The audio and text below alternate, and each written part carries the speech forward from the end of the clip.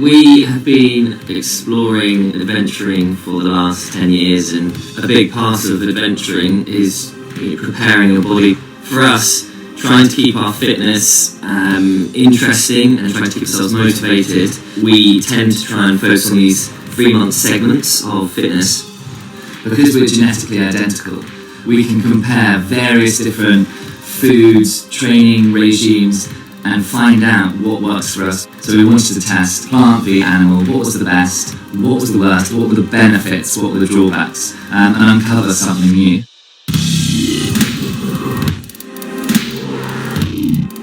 We dubbed ourselves as the Adventure Guinea Pigs because over the years we've taken part in research, the Department of Twin Research at King's College London.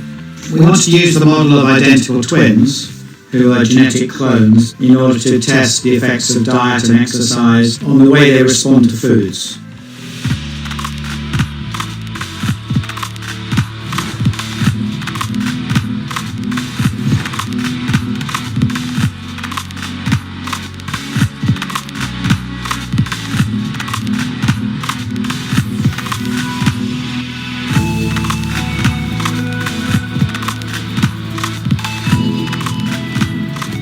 I was on the vegan diet, and it really does take a hit on your body. I think the first couple of weeks it was really craving of wanting meat and dairy and cheese. Love cheese. I was now having to eat fruit and nuts and alternatives that didn't have any dairy, and so that meant I was eating a lot more wholesome food, which meant that my sugar levels were a lot more satiated during the day. I felt like I had more energy. Performance was up and down a little bit more for me on my meat diet. I'd have a few days where I was very energetic in the gym, and I'd have huge lulls as well, whereas Hugo is far more sustained and satiated with energy levels.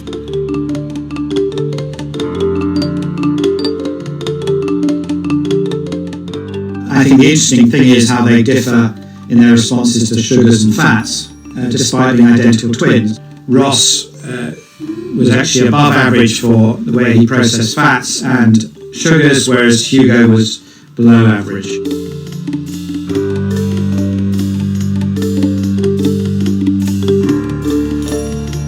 We believe that there's a big non-genetic element to that is driven a lot by our gut microbes.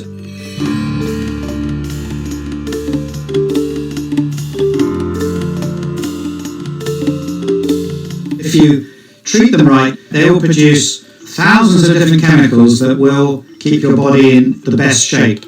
They will help your immune system to fight infections. They will go to your brain to make you not feel over-hungry or not stressed or depressed. And we find on average that most identical twins only share between 25 and 30% of their microbes with each other. And we think this is why many of their metabolism is different and they react to foods differently. And that's, in a way, an example why all of us react differently to foods.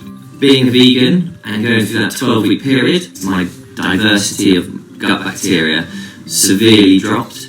Whereas mine stayed the same, which meant that I was less susceptible to illness. It could be that diversity he was getting from dairy products and those other fats in meats led to a slight reduction in the diversity. They were already in the top 5% of their gut microbiome health, so it's hard for them to push it further than that.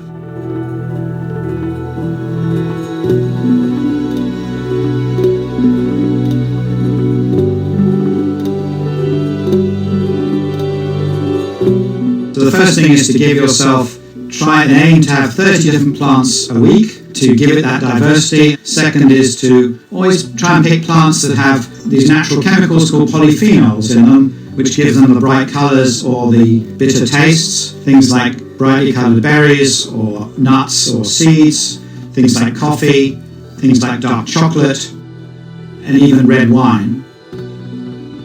Thirdly, probiotic, having foods that contain live microbes themselves, like traditional yogurt, kefir, kombucha, and finally, it's cutting out ultra-processed food.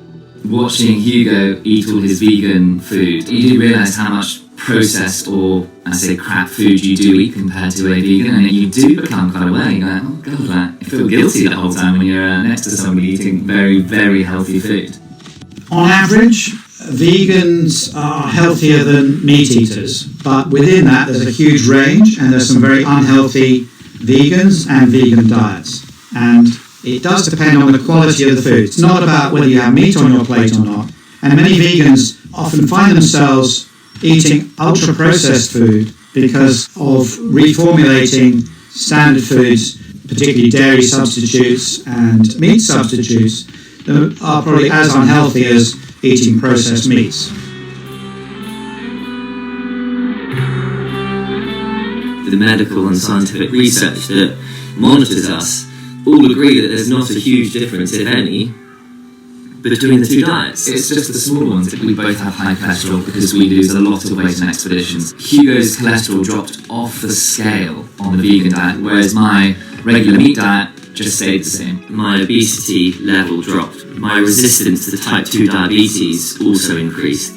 They're looking for small, incremental effects that athletes tend to look at.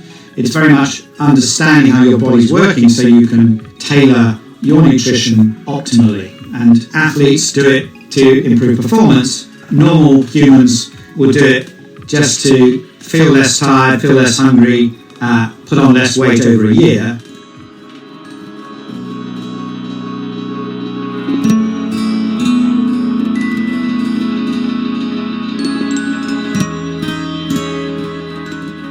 I've slightly changed my diet in the sense that I eat a lot more different things. Eat the rainbow, eat everything in moderation. Have a balanced diet. That's really the key, I think. If somebody says, right, you need to do this certain diet with these weights to get the results, question it a little bit. Just go and have fun with it, experiment, find out what works for you.